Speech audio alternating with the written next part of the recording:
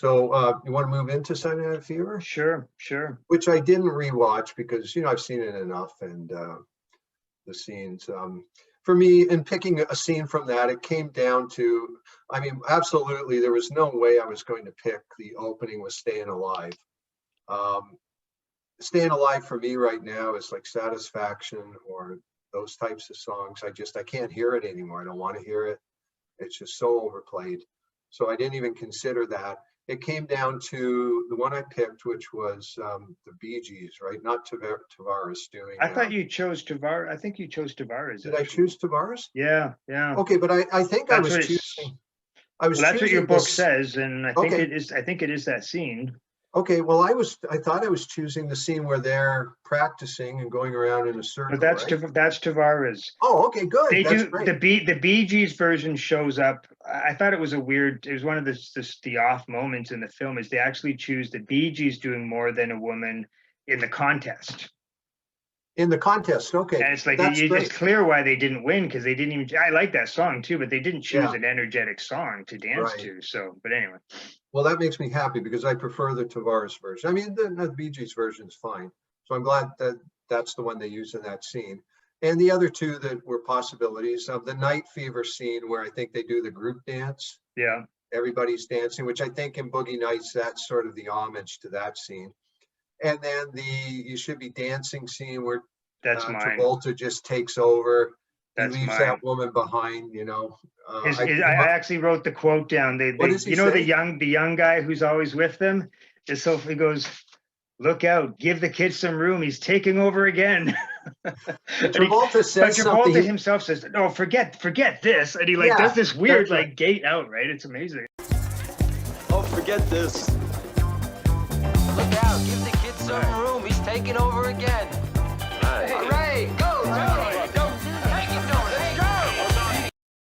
Amazing. He mutters something. Yeah, that's the woman who, she wants to just, take him and get him in bed, right? I think. No. On that scene, he was on the dance floor with Fran Drescher, or Drescher, however you pronounce her name. I thought Fran Drescher was in that film. That's who he's. That's the only scene she's in, and she invites him onto the dance floor, and I think they're dancing to like a Latin disco-y thing or something. I forget what it is, but anyway, then You Should Be Dancing. I think that is, for me, that's the best music moment in the scene. Yeah, that's certainly that would be a fine choice. I look at his dancing, and because I can't dance at all, I say, wow, he's great. Now, I don't know if you're someone who's black or gay and spend all your time in discos, is he laughable, his dancing? I don't know. I really don't. I'm not black or gay, and that's why I don't know. But well, I think reread Kale's thing, because I think she has some good comments about his dancing. I don't want to try and paraphrase what she says, but I think she her implication is that he really puts himself into it, and he's probably not the most graceful dancer on the planet, but you can't not believe him because.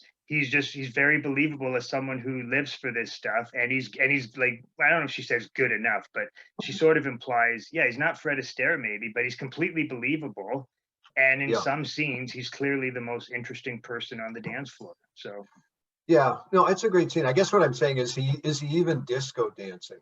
Some of the stuff he does, getting down on his knees and doing that Russian thing almost as he goes. Has that got anything to do with the way that people dance to disco? I don't know. I have no idea. Well, I would assume again, I don't think there's probably one way, right? And different clubs and different cultures. That's one thing I was struck by watching those two movies in tandem. I think Saturday Night Fever, by the way, we should mention it's based on the article by Nick Cohn.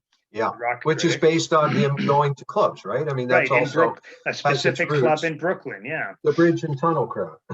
And I think in different cultures, they probably, I noticed that in Saturday Night Fever, I have a feeling when they did those more things where they would clear the floor, for someone to do that, that probably, I would assume that was a real thing. Whereas you wouldn't see that in the sort of club that looking for Mr. Goodbar. That would probably be more something you'd go down a flight of stairs and it'd be a darker club or something and a smaller. So I don't know if there's an answer to your question. Like so I wouldn't be surprised. And, you know, and it's very much about the Italian culture to Saturday Night Fever. So Yeah.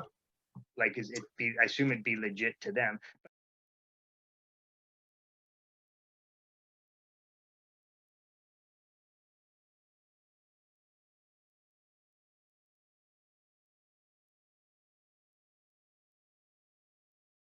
But also Travolta's moves, I mean, we just have to say it, like whether for right or wrong, or for good or bad, it did at a certain point become like just sort of a silly cliche. Like, I don't think I could have watched that movie in the 80s probably without laughing at it, which I'm sort of ashamed to say that, but I would have been too cognizant of, oh, the white suit, and you know, I would have thought all those moves were silly. Now I don't see it that way, but yeah, well, that's, I think the Staying Alive scene has that problem, but inside the club, it's fine.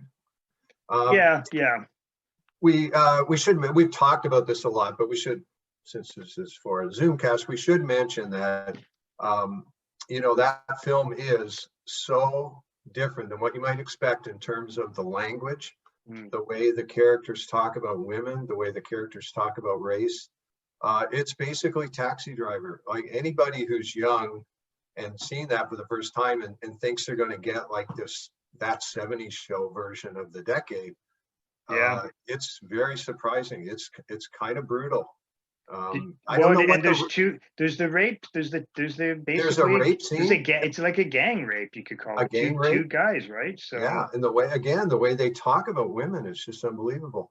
I don't know what it made so much money. I wonder what the rating was. Was it restricted? Oh, it was definitely absolutely restricted. Okay. But one interesting thing I did read about it is, I don't know how mass market this became, but when it was becoming a huge phenomenon, they did create a toned down, a watered down, edited version of the movie and put it out so younger people could go see it. I guess it would have become a PG at that point or something. So I think that may have been the one that played at our theater, because, you know, I was an usher in '79, so it's a year or two after it comes out, and they probably did give it a second run with whatever the rating, one notch down from restricted is.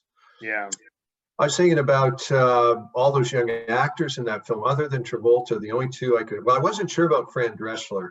I knew she was in American Hot Wax with Jay Leno, but I said, isn't she in Saturday Night Fever too? So, you know, she went on to success. Yeah. The other one that went on to some success would be, I think her name is Donna Pescal. Is that the other woman who? She's the one who really wants to dance with Travolta. She's after him the whole movie, kind of thing. Yeah, and she's the one that gets. She's the one that gets raped. Right? Yeah. So she had a TV series that was moderately successful for a year or two. I think it was called Angie. Oh, that sounds familiar, actually, now that you mention it.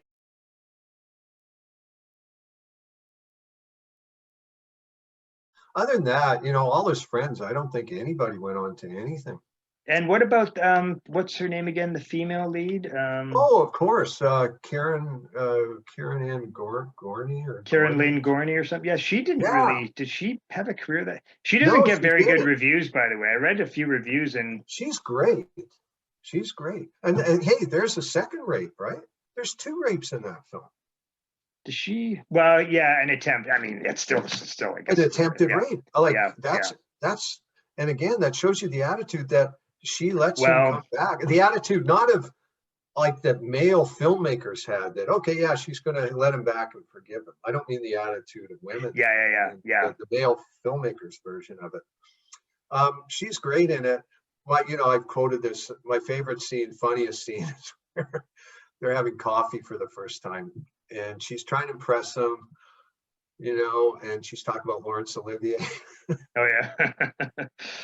And she's listing his films or whatever, and he's just drawing a blank. And then she's like, the guy that does the camera commercial. Oh yeah, he's very good. Oh yeah, I know, he's very good. Their scenes are together are great. Like she's got him sized up perfectly, but she's also obviously really attracted to him and knows he's a great dancer.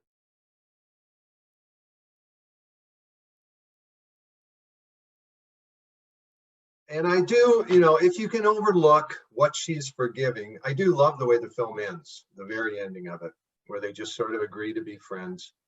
And, I was he's a bit obviously so-so on that myself, but okay. Well, I like it because he's now appalled by his friends, appalled that he was part of that. And I'm not saying I'm not saying it's credible that she wouldn't just tell him to, forget it. You crossed the line, like get lost. If you can look past that, I think it had a nice, the ending has a nice feel.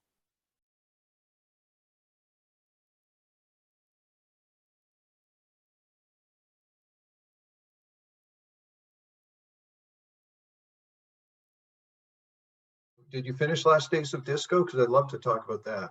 yeah, I think I missed like literally the last like minute, but no, I saw most of that speech at the end. And Okay, did you stick around for the end credits?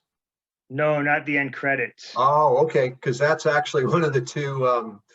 Oh, wait, is this the thing on the train? Yeah, on the Yes, subway. I flipped Okay, forward. good. I flipped forward, and I did see that actually. Good. So I think I never wrote about that, or neither one of us ever wrote about that film. You hadn't seen it until yesterday.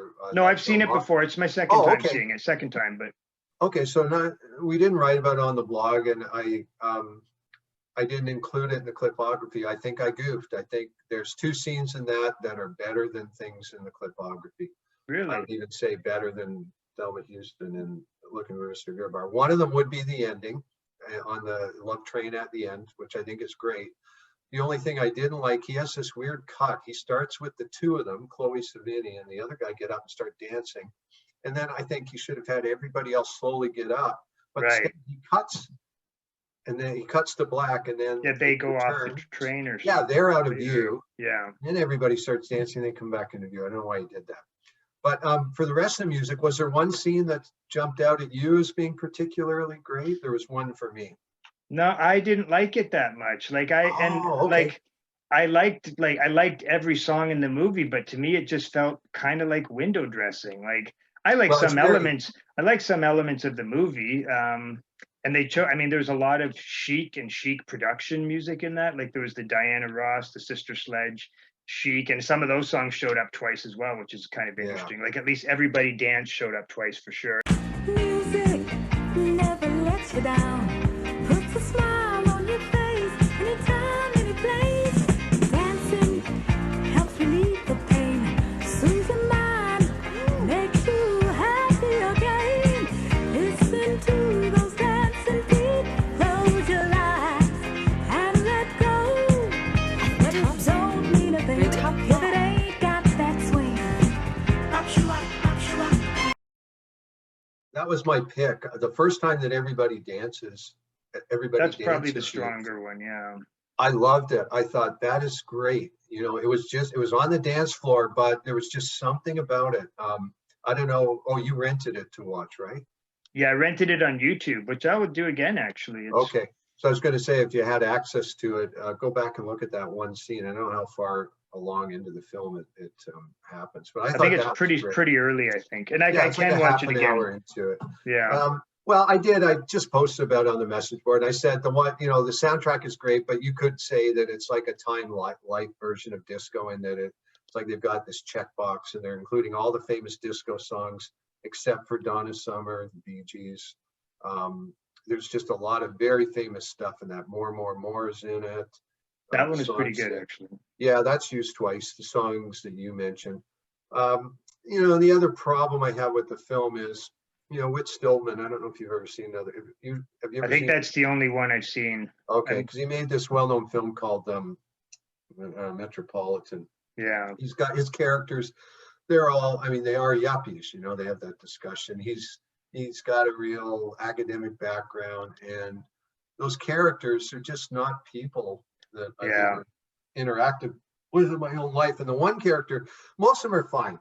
Chloe Sevigny, I think she's good. The one character I find so obnoxious, and not just the character, just the performance, the guy, is that Des character. I hate everything about him in that film. Yeah. He scowls the whole film. Somebody else would be better in that role, I think. I don't know. Yeah. No, I didn't really like the movie. I think I thought pretty much the same as I did when I saw it, which I think would have been around the time it came out. So I think it's like 20 years. I think it's like 1998 or something like that. Sounds about right, yeah. And No, I've got I just that, thought, also VHS, I watched it oh, on okay. VHS.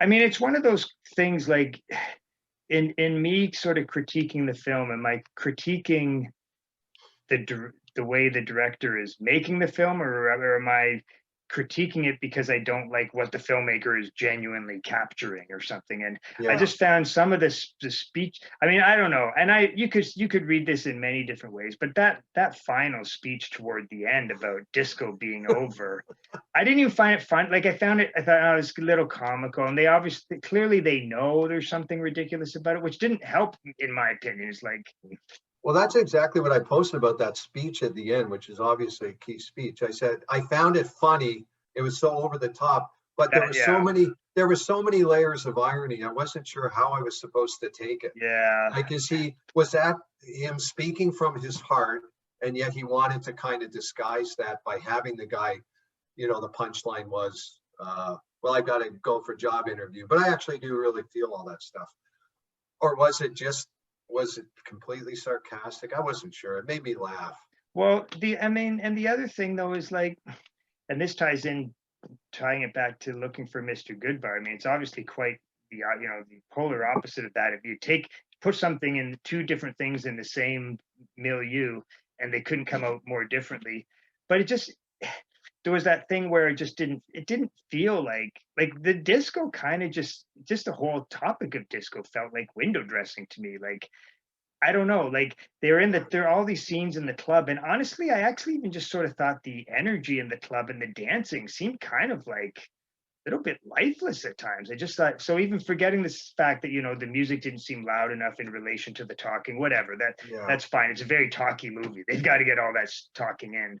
Yeah, I his just films are felt talky. there was something just like inert about some of the dancing. Once in a while, they would have these overhead shots, I think, where like there'd be lights flashing, and that would kind of it'd be a flash of excitement. But a lot of the times, I just thought even the way they were dancing, it's like, God, they like half of the people just kind of look like bored or something. Like I don't know. That was my impression. It just didn't seem. Yeah, I like the dance scenes better than you. I like Chloe Sevigny. I mean, I just like her, so I found her kind of attractive out when she was out there on the floor. I'm sure you noticed one of the weirder things about the film is that all the characters who are Black or gay or these really bizarre looking Studio 54 type people, they're all kind of on the edge of the frame. They never get to speak. Yeah, It's like he felt, I don't know what he felt. Did he feel he had to get those people in to be authentic? And what about instead of referring to AIDS, they say something about the big herpes scare, which is obviously a euphemism for AIDS. Yeah, but see, I thought, but AIDS wouldn't have been known by it. Was like early. It actually says at the beginning, early 1981 is when it's dated. Yeah, I guess you're right. AIDS is just that famous story, just appears in 81. I think you're right. But that brings to mind something else that just bugged me, and to me it's the cleverness more than anything else. And if it was in a movie that wasn't filled with what I thought was cleverness, then I'd be okay with it. But they say early on the movies is set in early 1981, and then they insert the clip of Comiskey Park. It's not so much you could do that and it's off time. That's fine, but it's just like, oh, we better get this in because the movie is called The Last Days of Disco, but it's not even in your time. Like, it just seemed, I don't know. The more I'm actually talking about it and thinking about it, I'm actually thinking I wasn't really a fan of the movie. The other thing I'll say that's, again, it's just the window dressing kind of part. I didn't even feel like it really looked like the early 80s. And, you can overdo that, and it's better maybe than overdoing it to underplaying it a bit. I just didn't think the guys, their haircuts or something about it just felt like this looks like a 90s. Like maybe the 90s weren't that different than the 80s. I don't know. I never felt they would show some of the characters in the dance club like dressed up in outrageous costumes and stuff. And that's clearly more of an 80s thing. But otherwise, it's like, if this is supposed to be a period piece, I'm fooled. Like that could look like 2005 to me walking into. You know what? If you ever watch Metropolitan, we were talking about this on the message board. It's almost impossible to guess, when does this film take place? It was made in the early 90s, but you're not sure. Is it set in the 70s? Is it set in the 80s? the characters, it just seems so detached from the world around them. Yeah. I agree. The Comiskey Park clip was completely out of place to make a point. There was something else that flashed across my mind. I lost it.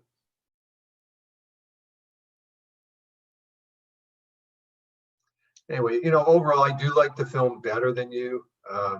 But I think a lot of the stuff you raise, it's very valid. I think maybe part of the thing is that I've seen this other Whit Stillman film, so I just think I was more prepared for what the characters are going to be like. Like, absolutely. If you go from looking for Mr. Goodbar to the Last Days of Disco, well, I know what I wanted to say. Clearly, that club it's not Studio 54, but the story seems to be kind of modeled on the story of Studio 54. Yeah, you're right. Yeah. And they had the big long staircases going up and stuff. So I think, I'm thinking more about the money but the money, exactly. Yeah. Feds getting in there. Now, I could never really tell with the Des character. He seemed to be one of the three partners who owned the club, and yet they were threatening to fire him. That really didn't make much sense to me. Yeah, and actually, to be honest with you, I sort of had a hard time following like the relationships and all that stuff just between the central character. That didn't bother me so much though, because I realized it's more just about their banter and their needs and all that sort of stuff. But I actually was at certain points like, okay, I'm like, does she like this guy, or what is this guy's relationship to this guy? It didn't interest me enough to totally understand it. But listen, I have that top 10 disco. Was there anything from the top 10? Because what got me, even before you sent me that list, when I was walking along the other night, I said we should expand it. Thinking, the thing that I started thinking about was for something that just completely dominated the culture for a few years, there are relatively few disco movies out there. I was thinking the exact same thing. Like how many great disco movies are there? No, there's a handful at most. Yeah, there's the two we focused tonight on. A lot of them are just junky, right? Now, I've never seen Thank God It's Friday. I assume that's on the junkier end of it. I don't know. Yeah, I thought I'd seen that one, but when I actually looked at the credits, the one I realized I'd seen is it's probably even worse. No, Can't Stop the Music. Oh yeah, which is absolutely, that's just total can. Car Wash is supposed to be pretty good. Now, is that an actual disco movie or just a disco soundtrack? I mean, I think it. Well, I have a feeling like all of these movies like have enough in them that qualify. So they do like go to a disco, probably like scenes and stuff, but I haven't seen it, so I don't know for sure. Haven't seen that. Haven't seen Thank God It's Friday. I'm not 54, 54, which is a later one. You and I saw that together. Yeah, it's okay. I mean, I don't hate it. No, I would not say it's good. I guess just the subject matter was interesting. I found my last rating for it on the message. I gave it a 6.0, means it's okay. So did you see, I was going to ask you, did you see it a second time? 54? Yeah. Yeah, I did go back and watch it a second time. I should watch it a second time. It's a documentary on Studio 54 I actually like better that came out a few years ago that I think we may have seen together at the Bluer. I remember that I actually have this distinct memory of some woman talking very loudly before the film and me getting agitated because like, she going to be like this all through the film? And then she looked over and he said, don't worry, I'm going to stop. Like, I sort of remember that. Yeah, that was the Studio 54 documentary. Boogie Nights, I was thinking definitely for the machine gun scene and for McFadden and Whitehead, which plays Ain't No Stopping Us Now, plays Goodbye 70s, Hello 80s. Well, and doesn't the stuff at the end of the 70s just very much feel like this? Like I think he captures disco era, and I sort of equate again there's the whole porn sort of those two phenomena that kind of make sense that they're so big at the end of the 70s for some reason. I don't know. I mean, there's just a connection there. But and speaking of which, another film that sort of fits would be Star 80, which is quite gruesome. Yeah, I could see that. But Bob Fosse, and it's not even a disco scene, but it captures the moment. It's a roller disco scene where they're at the mansion and they're skating around. But I actually think that they don't use a disco song. They use Benny Goodman's Sing, Sing, Sing. And it's actually pretty great, but it's very much a film that comes out of that moment. Well, another one I was thinking of, and I've never seen it. And when I looked into it, I found out something else quite interesting about it is the Al Pacino movie, Cruising. I thought of that tonight. Have you, did you, first of all, did you see it ever? Have you ever seen it? Oh yeah, for Okay. years. I think I saw it. I think I saw it in the theater at the time. I'm pretty sure. And then for years, it's probably unavailable or never played because there's so much controversy around that film. But then I Yeah. watched the DVD. It turned up on DVD, and I watched it about 10 years ago. Yeah. Well, so what I didn't know, and I read, and you would know this, I guess, but they don't use although there's all these scenes in discos, they use Rough music Trade. like the Germs, and the Germs are on that The soundtrack. Germs and Rough Trade are they on the Apparently. soundtrack? I think maybe Rough Trade too, but it's Yeah. not disco. It's more like You're new right. wave The punk Germs stuff are in or it. whatever. I so- know, it's crazy. which is kind of And bizarre. it's also, again, it's another gruesome film, and there were some plot points I found confusing. It's got this sort of weird, ambiguous ending with Pacino. Yeah, that fits in, but yeah, really, there really weren't a lot of disco films, and I think the two that kind of came to the forefront were the two right behind you, right there.